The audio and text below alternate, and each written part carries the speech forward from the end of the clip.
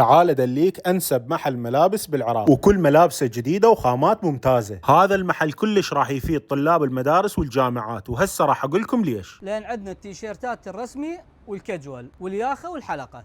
وهاي القمصان الرسمي كل الالوان بيها والقياسات لحد 7 اكس، حتى القمصان الردن لحد قياس 6 اكس ب 10000 بس. وهاي البديات السبورت الهاف كل القياسات ل 8 اكس ب 10000 دينار. الشورتات والبيجامه لبسه بنطلون ب 15000 وحتى ب10 موجود. كتانات والكابوي اي قطعه 10000 دينار. والدشاديش متوفره بمختلف الالوان الصيفيه وسعرها 15000 دينار.